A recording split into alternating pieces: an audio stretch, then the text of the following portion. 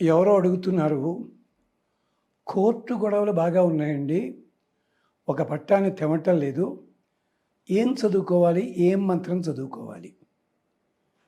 దీనికి మంత్రము కంటే కూడా ఒక ఘట్టం ప్రధానమైనది ఉంది.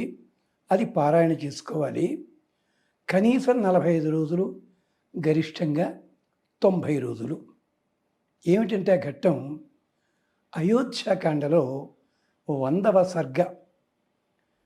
అడుగుతారు తప్ప చటుక్కుని మాకు సంస్కృతం రాదు కదండి, ఏం చదవాలండి ఇలా అంటారు. అందుకని ఎప్పుడెప్పుడే ఆలోచిస్తుంటాం.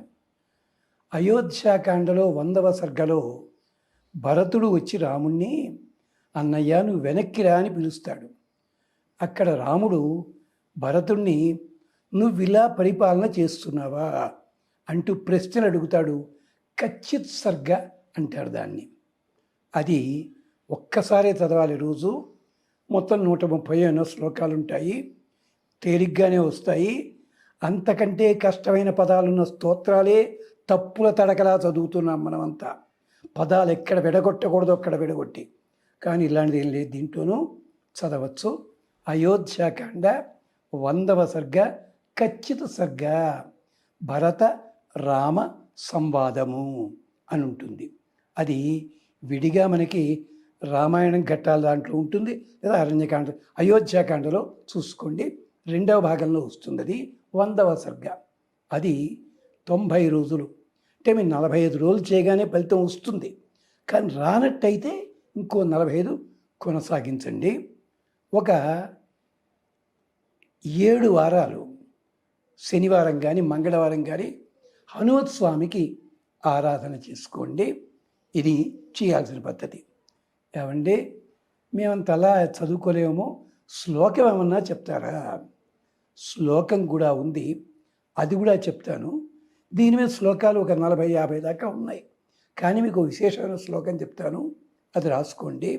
మహాన్ ఇంద్ర వజ్రబాహు షోడశి శర్మ యచ్చతు స్వస్తినో మఘవ కరోతు హంతు పాప్మానం యహ అస్మానం ద్వేష్టి, యహ అస్మాన్ ద్వేష్టి. ఇది తమాషా అయిన మంత్రము. మహాన్ ఇంద్ర, మేము దేవుడికి దండం పెడుతున్నాం, దీపం వెలిగిస్తున్నాం. మహాన్ ఇంద్ర, మహాత్ముడైన ఇంద్రుడు. మీకెంతసేపు ఇంద్రుడు అనగానే గానా బజానాయే గుర్తొస్తుంది తప్ప అతనిలో ఉండే గుణాలు ఋగ్వేదంలో ఎన్ని వందలు చెప్పారో ఎవరికి పట్టింపు లేదు. మహాన్ ఇంద్ర వజ్రబాహు, వజ్రముల వంటి బాహువులు కలిగినవాడు, లేదా వజ్రమును బాహువులతో ధరించినవాడు. షోడశి అంటే 16 ఏళ్ల వయసులో ఉంటాడట కాదు, అంతటి అందగాడు కాదు. షోడశి అంటే అతనితో పాటుగా ఉంటాడు చంద్రుడు. ఆ చంద్రుడు శర్మ యచ్చతు, శర్మ అంటే సుఖము, సుఖమును ప్రసాదించుగాక. స్వస్తి నహ మఘవ కరోతు, అతడు మాకు క్షేమాన్ని కలిగించాలి. మఘవ, ఇంద్రుడు సంపదలకు అధికారి, ఆయన సంపదలు ఇస్తాడు. మఘవ కరోతు. అంతేకాదు, హంత్ పాప్మానం యహ అస్మాన్ ద్వేష్టి, మమ్మల్ని ఎవరైతే ద్వేషించే వాళ్ళు ఉన్నారో వాళ్ళని శిక్షించి తీరాలి ధర్మబద్ధముగా. నిజంగా ఇంద్రుడే గనక గానా భజానాయే ఉండి తాగుడే ఉన్నట్టయితే ఆ పదవిలో కూర్చోబెడతాండి పరమాత్మ. పక్కన శివుడు ఉన్నాడు, ఈ పక్కన విష్ణువు ఉన్నాడు, బ్రహ్మదేవతలు కాదు. ఆ పదవి అలా పేరు పెట్టడానికి పురాణాల్లో కథలు కారణమయ్యాయి. అసలు ఇంద్రతత్వం వేరే ఉంది. పాప ఇంద్ర సహస్రం అని చెప్పి మహానుభావులు కావ్యకంఠ గణపతి ముని గారు తయారు చేశారు ఒకప్పుడు విజయనగరంలో. అది ఎవరికి పట్టింపు లేవు, చదవటంలే, అన్ని ఋగ్వేద మంత్రాలే దాంట్లో. అది విశేషం. అంచేత మీ కోర్టు వ్యవహారాలకి శ్రీమద్ రామాయణంలో భరత రామ సంవాదము అది చదవండి ఒక్కసారి. ఇప్పుడు చెప్పిన మంత్రము తప్పనిసరిగా 108 సార్లు చదవండి, క్షేమం కలుగుతుంది. దీర్ఘాలు తీసుకుంటూ చదవక్కర్లేదు, శ్లోకంలా చదవచ్చు. ఆ ఇంద్రుడు మనకెప్పుడు కూడా కాపలా కాస్తాడు, రక్షణ కలిగిస్తాడు, శత్రువులని ఛేదిస్తాడు. ఇదే ఇంద్రుడు అర్జునుడి రూపంలో వచ్చాడు. ఇదే ఇంద్రుడు వాలి రూపంలో వచ్చాడు.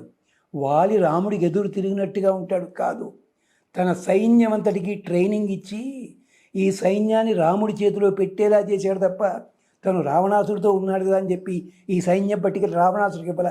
రామాయణంలో ఆలోచించుకోండి ఒక్కసారి. ఇంద్రుడి ఘనతకి రకరకాల ఉన్నాయి సన్నివేశాలు. అది తలుచుకోండి, మీకు క్షేమం కలుగుతుంది. జత రాజద్వారమున కార్యసిద్ధి, పని జరిగి తీరుతుంది. భరత రామ సంవాదం ఇది. ఇంకా లేదండి మా వల్ల కాదండి అంటారా, హనుమాన్ చాలీసా రోజుకి 3 సార్లు చదవండి. అంటే నిజానికి ఇక్కడ ఒకటే చెప్పాలి, కానీ చూస్తున్నాను చాలామంది ఎలా అడుగుతున్నారు అన్నది. అందుకని మీకు ఆల్టర్నేట్ కూడా అందించడం జరుగుతుంది. ఇది మా ఛానల్ ప్రత్యేకత, గమనించండి. స్వస్తి.